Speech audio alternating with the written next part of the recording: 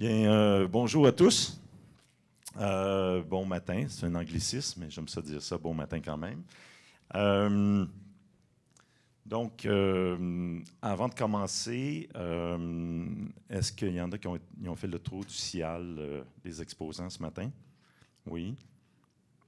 Moi, j'aime beaucoup le CIAL parce que j'ai plusieurs clients qui sont là, mais on fait des très belles rencontres au CIAL. Ça fait 3 jours que je suis ici et je n'ai pas terminé encore de faire le tour des kiosques. Donc, à tous les 50 mètres à peu près, je me fais arrêter, poser, on discute et c'est très, très long. Donc, pour moi, c'est des belles rencontres. Je trouve ça très intéressant et je vous remercie d'être ici aujourd'hui, un vendredi matin avant le long congé. Donc, je trouve ça quand même intéressant. La salle est quand même assez pleine. Un petit message. Merci à la FAC. Son commanditaire aujourd'hui de l'événement. Donc, on a une petite vidéo promotionnelle. On m'a dit qu'il faut passer ça. Donc, c'est vrai, c'est moi qui fais Manon, appuie sur le bouton. Donc, j'appuie sur le bouton. On va regarder ça, une petite vidéo promotionnelle. La production d'aliments fait tourner l'économie d'ici. Vous les transformez, les emballez ou les transportez? Vous êtes essentiel à l'avenir de notre pays. Et nous sommes là pour vous aider, entièrement dédiés à l'agroalimentaire. FAC offre du financement et des connaissances sur mesure pour appuyer une diversité de gens, leurs projets et leurs passions. Vous êtes là pour nourrir le monde et nous sommes là pour vous. FAC, rêver, bâtir, réussir. Merci la FAC. Donc, je me présente, mon nom c'est Louis Papineau, je suis le propriétaire de Papineau Eco. Là, je vais faire mon petit pitch de vente qui ne va pas durer très longtemps.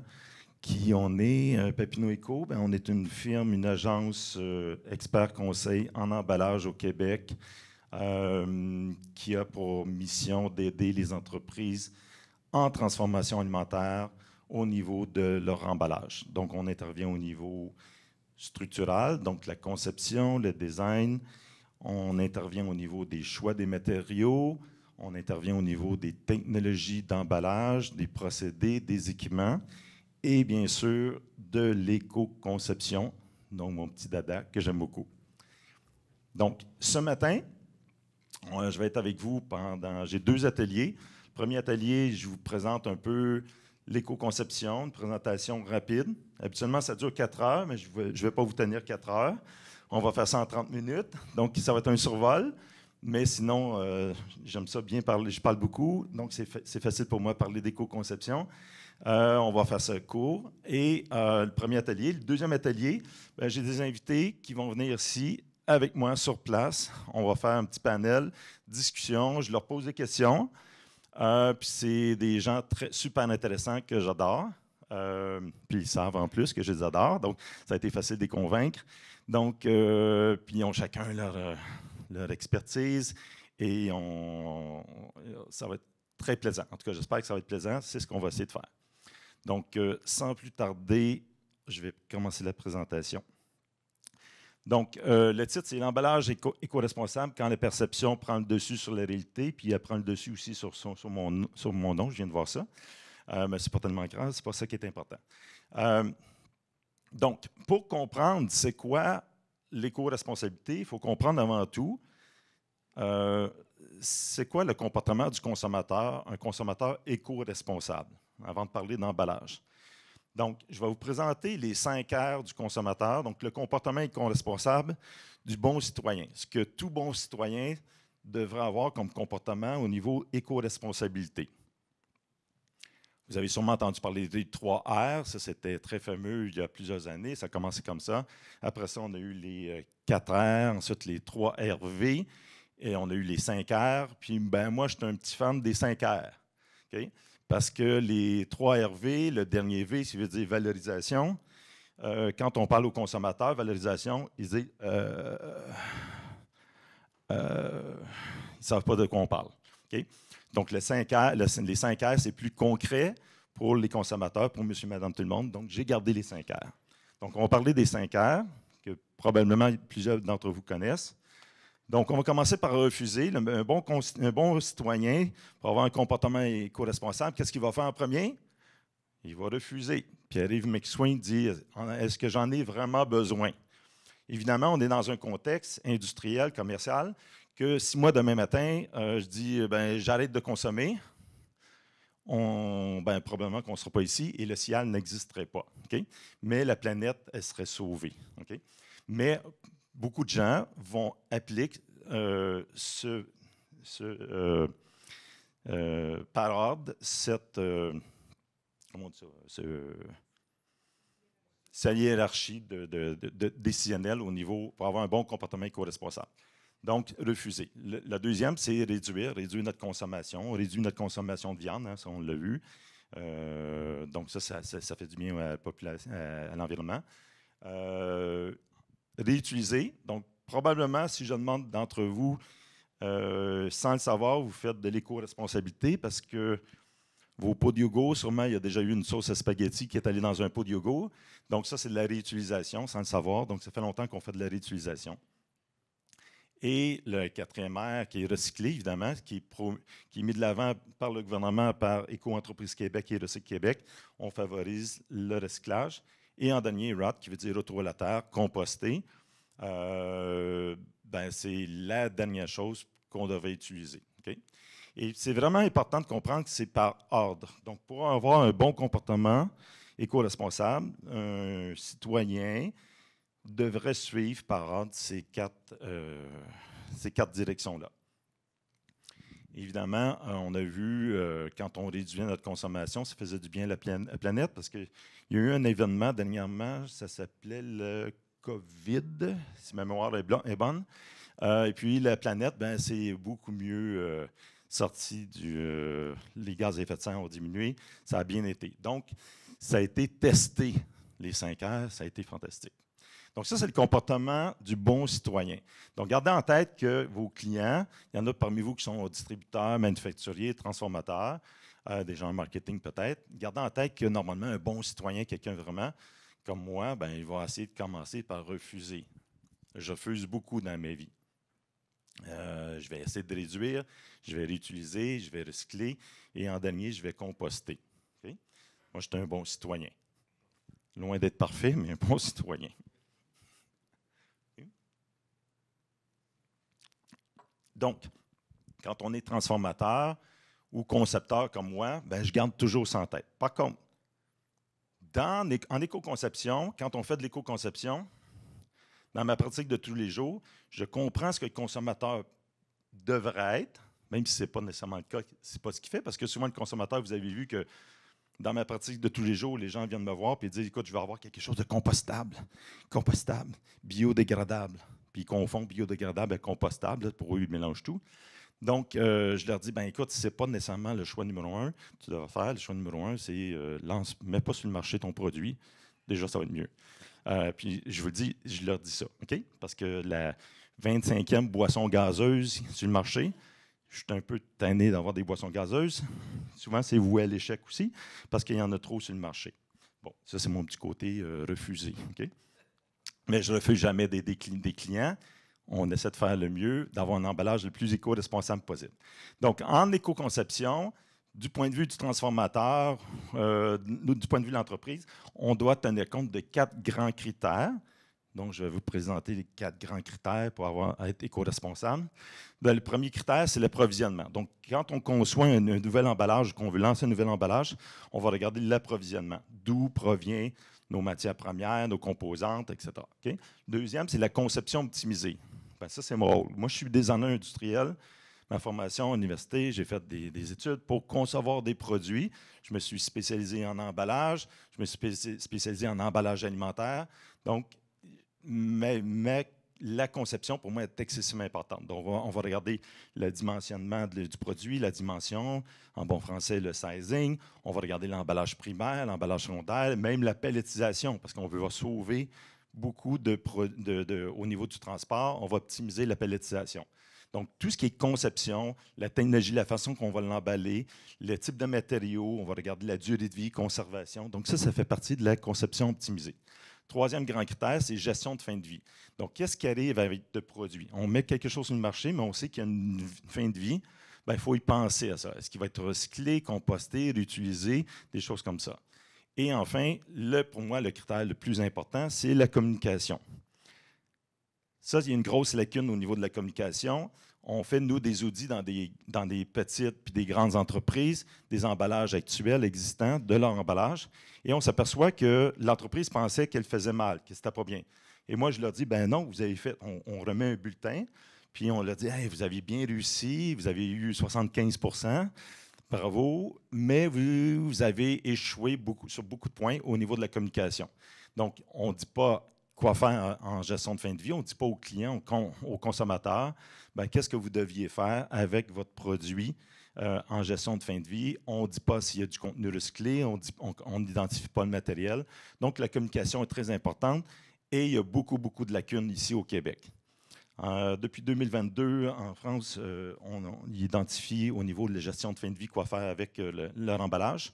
Bien, il y a eu une grande, grande différence. Ça a beaucoup changé et on éduque les gens. Donc, aujourd'hui, le mandat, c'est un peu aussi de vous éduquer là-dessus pour que vous puissiez éduquer votre clientèle.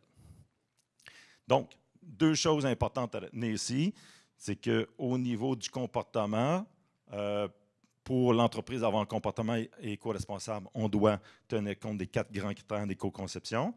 Là, je n'y vais pas dans les détails, mais chaque critère, il y a des sous-critères. Mais c'est pour ça que ça dure 4 heures, ma présentation. Mais là, je ne fais qu'un survol rapide. Et il faut toujours comprendre qu'est-ce que le consommateur, lui, comprend. Okay? Parce que ce qu'il comprend, ce n'est pas nécessairement la réalité ou la vérité. Définition d'un emballage éco-responsable, vous allez voir quand même assez simple. Un emballage qui a été conçu afin de répondre aux besoins du présent sans compromettre la capacité des générations futures et répondre aux leurs. Donc, est-ce qu'on parle de papier craft, de matériaux, de technologie là-dedans, dans la définition? La réponse, c'est non. Okay? Donc, un emballage éco-responsable, à la limite, c'est tout ce qui tourne autour du matériel, de la conception, de la structure. C'est pas nécessairement ce qui est le plus important. C'est vraiment l'objectif ultime, c'est d'arriver à considérer ces objectifs-là pour un emballage éco-responsable. Je vais vous présenter des faits, okay, je vais vous présenter des faits qui font en sorte que souvent la réalité dépasse, la perception dépasse la réalité ou la réalité dépasse la perception. Donc, l'emballage éco-responsable n'existe pas. Donc, malheureusement, ça n'existe pas. J'ai essayé, ça fait 30 ans que j'essaie. Je ne l'ai pas trouvé. Je n'ai aucun fournisseur encore qui l'a mis sur le marché. Beaucoup de fournisseurs disent qu'ils ont l'emballage éco-responsable idéal. Mais c'est facile, en 2 minutes, je leur détruis complètement leur ballon. Ça n'existe pas. Okay? Ce n'est pas un emballage. On n'a pas un emballage éco-responsable, ça n'existe pas. C'est selon un contexte d'utilisation. Deuxième fait, la grande majorité des cas, il n'y a pas de mauvais emballage, mais seulement mauvaise utilisation. Bien comprendre. Okay? Je vais vous donner un exemple. Poutine. Tout le monde connaît la poutine ici. On a une poutine qui est emballée dans une barquette aluminium et une poutine qui est emballée dans soit une pâte thermomoulée ou du carton. Bien, votre poutine emballée dans d'aluminium à Montréal, où est-ce qu'on a les 3 services, recyclage, compost et ordures, ça fait du sens parce que l'aluminium va être recyclé à 100%, donc on va le mettre dans le bac de recyclage. Si du côté du carton, la poutine, si, par exemple, on est dans mon coin, moi, mon bureau est dans la Nodière. Et dans la Nodière, des beaux chemins de campagne, puis il y a des fois des petits snacks à patates frites. Et la seule chose qu'on a, c'est une poubelle. Okay? Bien, c'est pas viable d'utiliser une barquette d'aluminium, même si elle est recyclable. On est mieux d'utiliser une barquette en papier parce qu'elle va aller automatiquement dans la poubelle. Donc, il n'y a pas de mauvais emballage, il n'y a que des mauvaises utilisations. Et dans les 2 cas, on va les considérer comme éco-responsables. Okay? Donc, ça, c'est la réalité. Fait numéro 3, faute de connaissance, tout ce qu'on nous dit, c'est vrai. Même moi. Okay? Parce qu'aujourd'hui, ce que je vous dis, c'est vrai par contre. Okay? Mais dans 5 ans, ça se peut que ça allait changer. Mais aujourd'hui, c'est vrai ce que je vous dis. Un un exemple, on a 3 exemples ici. Bon, j'espère que je n'ai pas des fournisseurs qui sont dans les... Bon, j'en connais un qui est dans le domaine du plastique, mais il n'est pas dans le PLA, donc ça tombe bien. 3 exemples qui sont vraiment flagrants.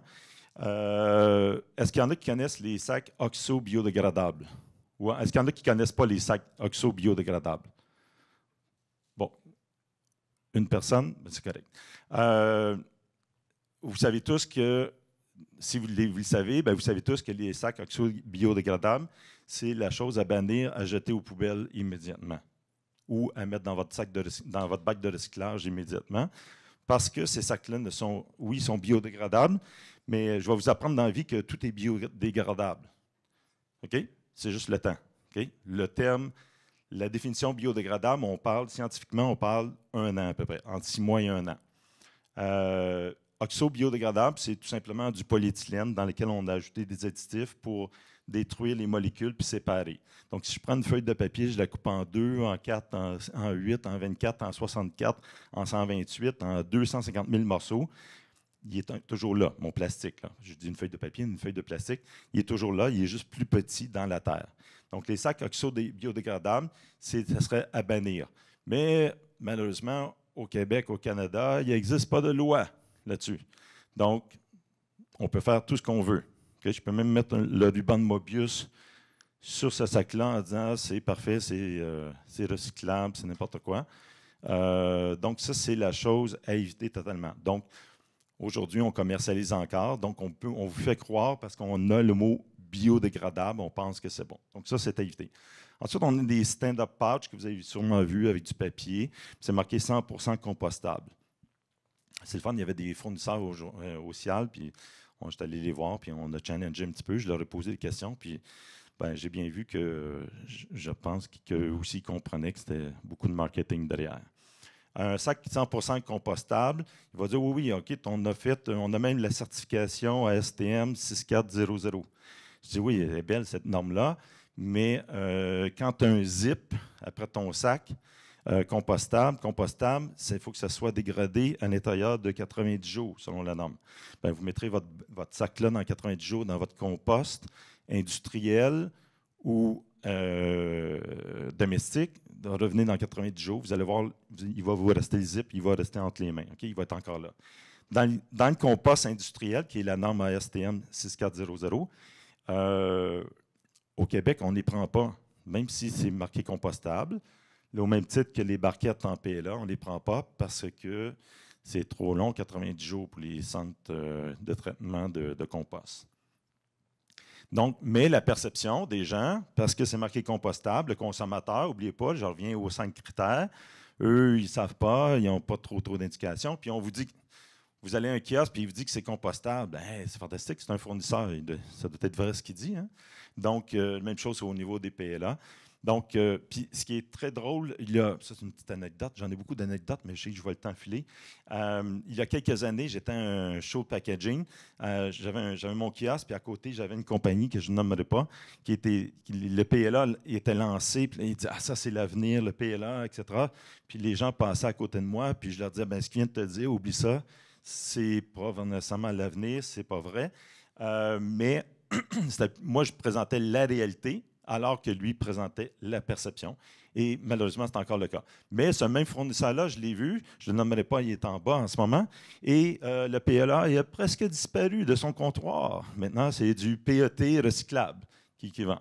Donc, on voit que ça évolue. Donc, ce qui était vrai il y a 5 ans, c'est plus vrai aujourd'hui. C'est peut-être le même cas aussi de ce que je vais dire aujourd'hui. Fait numéro 4, la perception est plus forte que la réalité. C'est tout à fait. Écoutez, je le vois à tous les jours. Là, j'entends parler des choses sur l'emballage. C'est incroyable comment il y a une diffusion d'informations qui est très, très fausse ou où on voit des choses qui viennent du monde des licornes. Là. Donc, je sais que EEQ et RSE Québec font des efforts, beaucoup d'efforts au niveau de la publicité pour éduquer les gens. On a aussi, je vois un représentant de l'EEQ dans la salle et un ami aussi. Donc, ils font du travail, un très bon travail. Ils travaillent fort pour éduquer, mais il reste beaucoup de choses à faire. Je pense que peut-être la réglementation va faire en sorte que ça va aller encore plus vite. exemple, bon, ça, je le pose souvent la question, puis tout le monde, là, quand je le mets, les gens, ils comprennent que c'est assez évident après mon discours, mais je leur pose toujours la question, un sac d'épicerie en papier ou un sac de plastique, qu'est-ce que vous préférez? Qu'est-ce que vous pensez qui est plus éco-responsable? Bien, si je n'avais pas fait commencer ma présentation, je vous montre ça, probablement, la plupart des gens disent un sac en papier. Mais en fait, ça a été démontré que ça prend plus d'énergie, ça prend 240 plus d'eau, puis ça crée 82 plus d'émissions de gaz à effet de serre pour produire un sac de papier. Le problème, ce n'est pas le sac de plastique, c'est le comportement humain qu'il y a derrière le sac de plastique. Okay? Parce que si on est capable de le recycler, ça serait formidable. Je sais, vous allez me dire qu'on le voit dans les journaux, on voit les réseaux sociaux. On ne recycle pas là, rien au Québec. Là, à peine 18-20 des plastiques qui sont recyclés là, au Québec. Là. Puis au Canada, c'est encore pire, c'est autour de 10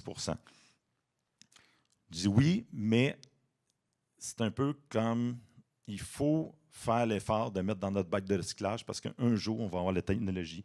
Il y a des bonnes choses qui s'en viennent. Il faut travailler, il faut donner l'habitude aux consommateurs d'aller vers le recyclage. Mais encore là, un beau sac de papier brun, je me suis fait toujours demander ça. On va avoir quelque chose de brun, Louis, parce que ça fait éco-responsable. Okay? Je dis, oui, OK, c'est correct. Là, je leur donne une formation, peut-être pas de 4 heures, mais je leur donne une formation pour dire que c'est peut-être pas le bon choix. Mais c'est une question encore là de perception. Un autre fait, 69 celle-là, je l'aime, la statistique, parce que des consommateurs estiment qu'il appartient aux entreprises, à nous, d'être éco-responsables, de résoudre les enjeux liés, pas à eux.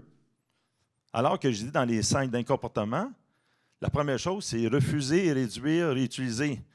On ne parle pas d'entreprise là-dedans, on parle de consommateurs. Le consommateur dit à peu près 70 ils disent, ben non, c'est aux entreprises à faire en sorte de nous donner des trucs éco-responsables. Donc, on a beaucoup sur le dos des entreprises, alors que le consommateur se ferme un peu les yeux là-dessus. Donc, c'est ça la perception versus la réalité. Ce qu'on pense que le consommateur devrait faire, il ne le fait pas. Il s'attend à ce que nous faisions des choses. Les problèmes environnementaux émanent majoritairement du comportement des consommateurs, je vous l'ai dit un peu plus tôt. Donc, c'est pas nécessairement, il n'y a pas de mauvais emballage, il y a juste de mauvaise utilisation, mais souvent, c'est consommateur. Moi, je n'ai jamais vu, je l'ai dit souvent, je n'ai jamais vu un camion de vidange reculer. Moi, j'habite près du fleuve Saint-Laurent, sur le bord du fleuve Saint-Laurent. Je n'ai jamais vu un camion de vidange verser nos déchets dans le fleuve. Jamais. Mais il y a des pays qui le font. Okay? Donc, ce qu'on voit aujourd'hui dans sur les réseaux sociaux, la tortue avec un sac. En passant, la tortue avec un sac, si vous observez bien, c'est un photomontage. Okay?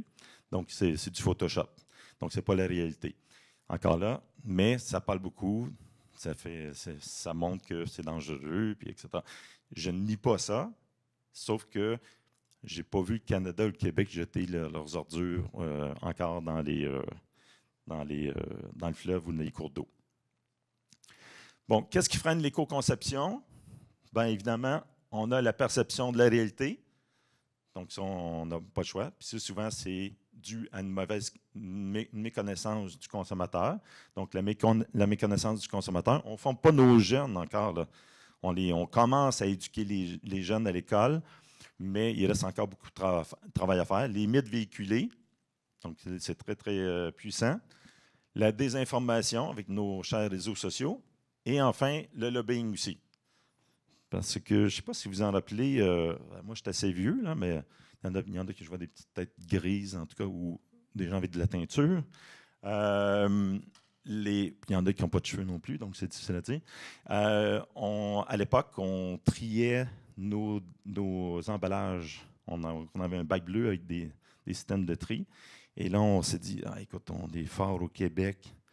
On va créer des centres de tri hyper sophistiqués avec de la technologie. Est-ce qu'il y en a qui ont déjà visité un centre de tri? Pas beaucoup, hein? Ouais. Ça m'a surpris que tu ne le dis pas. OK, peut-être 1 ou 2 personnes.